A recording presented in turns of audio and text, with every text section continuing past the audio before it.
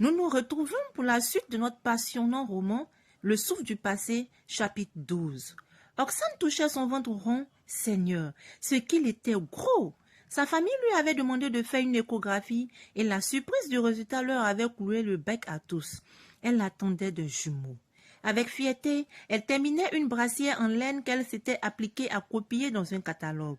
Lorsqu'elle eut fini, elle la rangea dans le panier où elle gardait ses créations et sortit prendre l'air dans le jardin. La jeune femme ne supportait pas cette vie oisive. Elle avait envie de se dépenser, mais sa main veillait au grain. Il lui était formellement interdit de toucher à quoi que ce soit dans la maison. À la limite, on lui permettait de tricoter.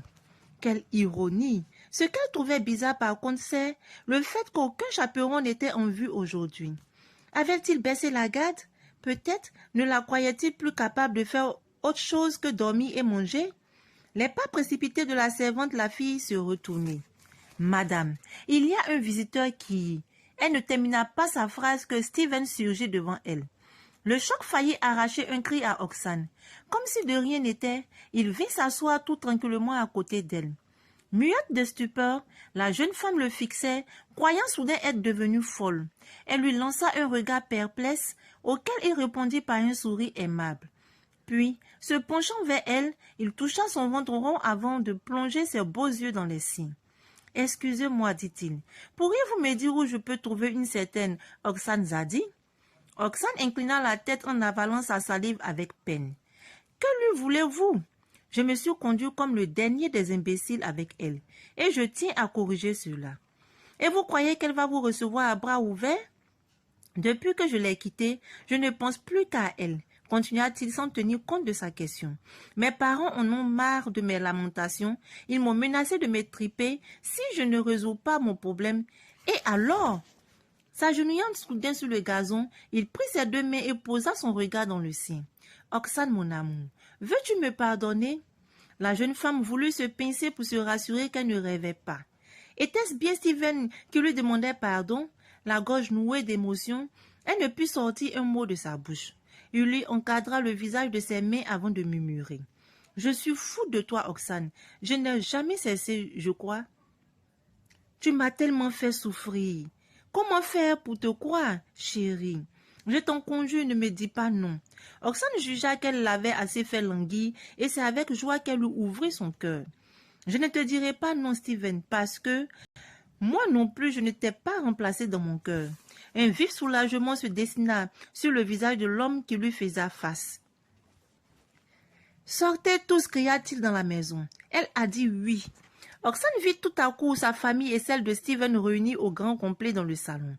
Tout le monde était présent, même le détective Lucas Valère, sa femme et leur fille Gina. Sans oublier Michael et Jessie. La jeune femme n'en revenait pas. Ainsi, tous étaient dans la combine contre elle. Comment Steven avait-il fait pour rallier ses parents à sa cause? Mystère. Mais elle comprit pourquoi la maison lui avait paru déserte. Tout le monde était là, sauf quelqu'un d'important. Où était Steve? Maman! Elle sursauta. Maman, je suis venue, je suis là. Oxane se retourna et ouvrit les bras. Steve courut s'y jeter. Étouffé sous l'étreint de sa mère, ce dernier se dégagea pour rejoindre sa fiancée Gina. Steve, tu ne devrais pas courir ainsi, gronda son père. Leave me quiet, daddy, rétorqua le gamin avec un accent emprunté. Tout le monde éclata de rire. Steven prit Oxane dans ses bras et la ramena dans le jardin où il l'embrassa tendrement. « Et ceci, qu'est-ce que c'est » demanda-t-il en posant les mains sur son gros ventre. « C'est ton œuvre, bandit. Si je n'étais pas venu, tu me l'aurais caché ?»« Non. La leçon a été très amère la dernière fois que j'ai agi ainsi. »« Chérie, je suis désolée. »« Chut !» l'interrompit Oxane en lui fermant la bouche d'un doigt. « C'est du passé. Il serait plus que temps de ne plus épiloguer sur ce sujet. Un souffle nouveau doit nous guider. J'attends 2 bébés, tu sais. Vraiment? Je suis l'homme le plus chanceux de la terre. Cette fois-ci, nous partagerons la douleur ensemble, mon amour. Tu ne seras plus jamais seule et malheureuse. Je te le promets. Je te crois. J'ai un cadeau de mariage pour toi, déclara-t-il énigmatique. Un cadeau? Pour toute réponse, Steven fouilla dans la poche de sa veste et en sortit un dépliant publicitaire. Oxane y jeta un coup d'œil et s'émerveilla. de la beauté de ce qu'elle voyait. C'est un hôtel?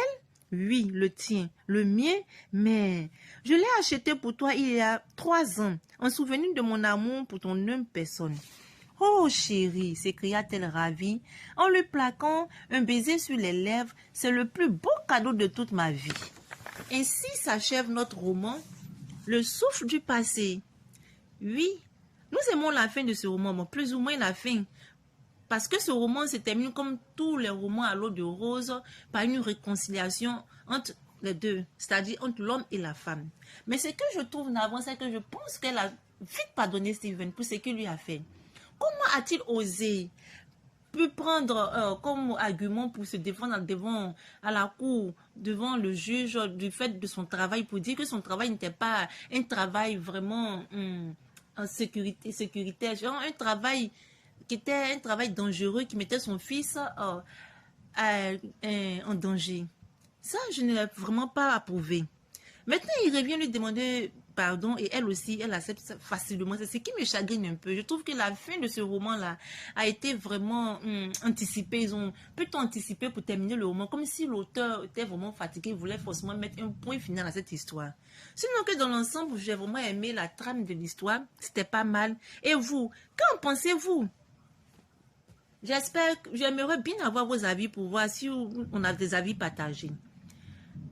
Et pour terminer, je vous annonce le titre du prochain roman qui est Sœur de sang de Regina Yaou. Ah, Regina Yaou.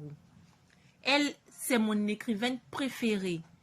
Bon, je pense que je vous en dirai plus au prochain, pour la prochaine fois.